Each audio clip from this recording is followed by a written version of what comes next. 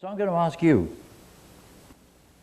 what does, in your particular parish, not the one next door or somewhere else, but the place where you worship, what are the main responses to the idea of stewardship? Anybody, just shout out if you've got a response of some kind. What's the sort of, when you begin to talk about stewardship, what's the first sort of reaction? Sorry? Resistance. Resistance, money, anything else? Enthusiasm? Excitement? Can we talk about something else? You mean today? Oh. You're right. That's a typical response. Sorry? Here we go again. Yes. Yes. Someone over here. I did. Okay.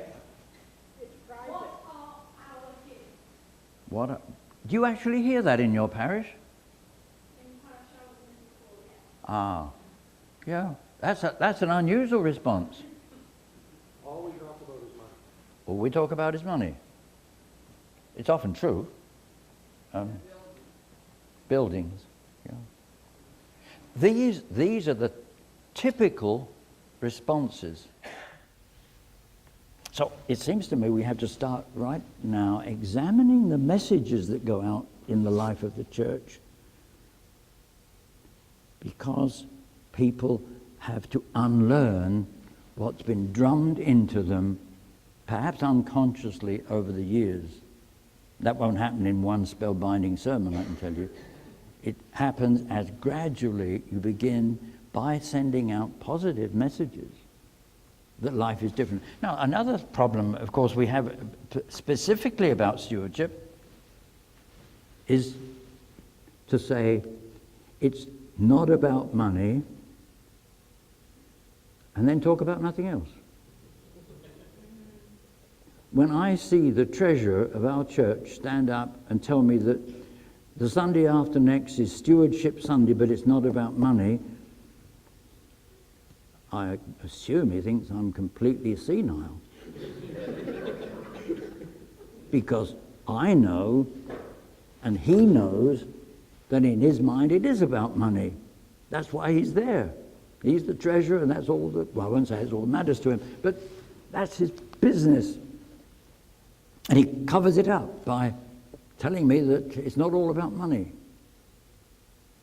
Now, I know it's not all about money, but if I keep telling people that but not treating it in that way, eventually they say to themselves, we know it's not all about money, but it's all about money. What did Jesus say about stewardship?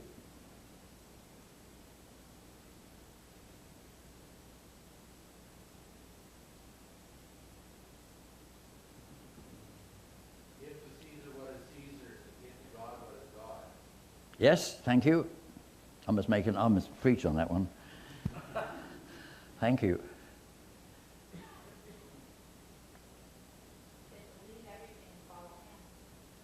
Leave everything behind. John Robertson will be delighted to hear that one. It's called plan giving. Because the fact is we're going to leave everything behind. I remember asking a group of people once, I said, do you remember the famous Howard Hughes? The multi-millionaire. Do you know how much money he left? And everything. Everything. So, yeah, we'll leave it all behind. What did Jesus say about stewardship? Let me tell you a story. I didn't make it up. It's in the book. It's in Matthew, Mark, Luke, or John. You can search through it and find it. I can't remember. But in that story, Jesus talks about a situation that all the people listening would know about. He said, once upon a time, there was a man who had some servants. The word he used actually was slaves, but we don't like that word, so we called it servants, but they were in fact slaves. And all the people around him knew what he was talking about because all the wealthy people had slaves. And the slave depended on the master for food and clothing and housing and, in fact, life. The master had total ownership. And he said this man had slaves, servants. And he called them together and he said to them, I'm going to hand over my goods, and I expect you to do something about them. And he picked this one and he said, here's your share of what I own. And the next one, here's your share. It's not as much as his, but that's what I'm giving you. And this fellow over here, this is your share. It's not as much as those, but there you go. Now, off you go. And they went. And eventually he summoned them and said, come back and tell me what you've been doing. And one came back and said, I worked hard, I did what I could, and I doubled what you gave me, and here it is. And the master said, that's great. That's exactly what I expected of you. Now you can come and celebrate with me. Second one comes along and said, well, it's true, you didn't give me as much as you gave him, but I did what I could with what I had, and I did well, and here it is, I doubled it. And the master says, that's what I expected you to do. And well done. Why don't you come and celebrate with me and him? Third one came along feeling very perky because he said, you know, I have done extremely well. I have preserved everything you gave me. I didn't lose a nickel. I knew you'd be hard on me if I didn't do well, so I did well. I protected your interests. And the master said, you're useless.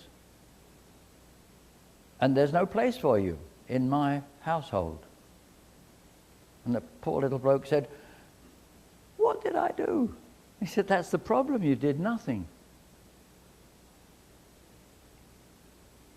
That's a powerful stewardship story, because underlying it, what's Jesus saying?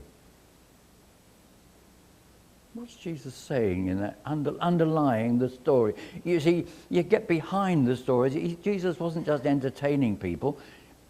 As they thought about this, what would come to mind? Yeah. Trust. Yeah. The master trusted those servants, all of them. Faithfulness. Yeah.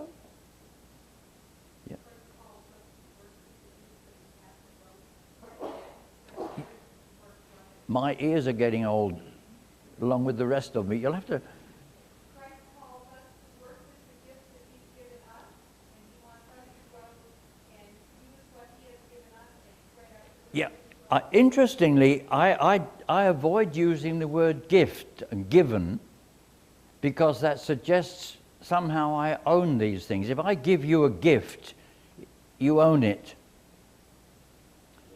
God hasn't given anything. That's a shock, isn't it? Don't put that in the headlines of the newspaper, because, oh, it doesn't matter. I live 4,000 miles away, so who cares? God has only entrusted God's goods.